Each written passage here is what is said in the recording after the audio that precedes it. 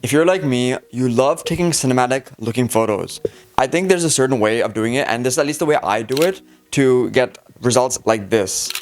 I think they're perfectly fine, and I think they look really, really good, and the clients themselves were actually really happy with it. So my method of doing this is actually kind of simple, and it's probably what most other photographers do.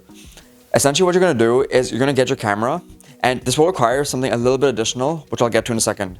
But you're gonna need your camera, and pretty much any lens can work. Ideally, if you have a lower f-stop one, it might help better because you're not gonna need to get the background as much. You are probably gonna want to have it more closely focused anyway, but you can really do this with anything. But I personally think just having that little bit of extra light might be a little bit better. And then what you're gonna do is you're gonna turn your settings all the way down. So your shutter speed, don't turn that actually. Make that like 60 or above, 1/60 or above. That is going to be just standard, so if they move or if they do anything, it should be fine. But what I would do is I would lower your ISO. And this might sound counterintuitive, like why are you doing this? But you're going to lower your ISO as much as you can, or as just a little bit enough that you can kind of see them in the thing so your camera can focus. So that is going to help with the whole effect we're trying to go for. Now next is the part that I was talking about. What you're going to do is you're going to get something like a Godox 8200 or some kind of strobe, some kind of flash that you can put into a softbox, ideally, or if you can put it on some kind of automated strobe slash like lighting flash system. What this is going to do is essentially you're going to put the light coming from somewhere else. So you can have this in front of them like I did in this shot. It's like right next to them on like a 45-degree angle. Or you can have it where it's kind of closer to them, more like straight on, etc., etc. And essentially what you're going to do is you're going to diffuse this light by having a softbox. So just like I have this softbox over here diffusing the light onto me right now. I'll put a picture of it, kind of what it looks like.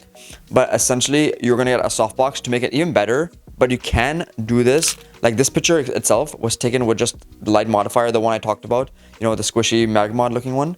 That one's still fine, but I think you get better results and better light spread with the softbox. And obviously the bigger the softbox, the more clean the light looks. But you can get something that's kind of middle range, like 60 centimeters, something like that will be fine. This is what this one is over here that's lighting me right now, 60 centimeters roughly. I'll put the actual measurement on screen if I was wrong. But those are the ones that are gonna probably be your best bet, easy to carry, but easy to get a good result with. And then you're just gonna sync your Godox 8200 or whatever strobe flash you have and with the trigger on your camera. So the one that's mounted on your cold shoe. And you're gonna take the picture from wherever angle you need it to. And then the light is gonna be where you need it to be as well. Why I'm saying this kind of more ambiguously is because it's going to be different for everyone and depending on what shot you're trying to take. You can be taking it through glass, you can be taking it right there on like a beach like I did for some of these, or on like a nice big open field. There's gonna be different scenarios and you're gonna have to just figure it out as you go and just kind of experiment with the clients as you're there because it'll depend even on the light that's there as well. I personally think this effect works the best when you are at night because you can see the night sky or like golden hour because you're getting some darkness there too. But you can still like see the nice details in the back and everything. When you have light out, the softbox and stuff doesn't do nearly as much as it should. And it's just gonna emphasize stuff that really doesn't need to be emphasized. And honestly, it doesn't really make any difference. So unless you're trying to get a certain look, it can work, but it's gonna be a little bit more annoying, I feel. But you can kind of still make it work by lowering everything to make it so it's really dark and then you get the whole like look of it, the silhouette look, etc. Now, after you get your photo, just make sure it looks good and everything is in focus because this is gonna be a little bit tough since the camera is trying to focus in mostly darkness. But if you have an ND, sometimes it might help as well, the way you would. I'm also saying this more broadly because everyone has their own way of editing. I personally just like editing basic stuff, so you're just making the colors a little bit more vibrant. You're making it a little bit more punchy, in my opinion, like contrasty. You're gonna edit it the way that works for you, that works for the shot that you took. Maybe you're even doing HDR where you have to stitch the shots together. Whatever it is, you have to go and edit it, and then after that, you can send it to your client or you can just post it, print it, whatever you're trying to do.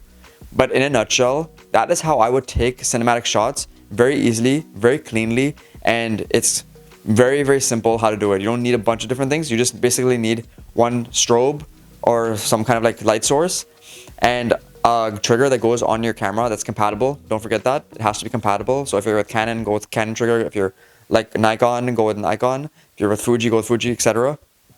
Go with those and then take your picture and then go and do the whole remaining process. And like I said before, experiment with having multiple sources of light. I definitely think having one is just easiest, but obviously you can go and do some crazy things with different ones. You can place it around a whole like room and light up the whole room differently. So experiment. And if you're doing it outside, you may only need one or two anyway. That being said, that's my favorite way of taking cinematic photos, quick, simple, and easy.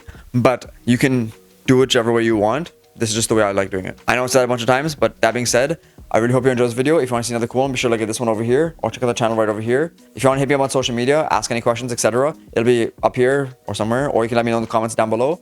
And I hope to see you in the next video. Thanks for watching. Peace.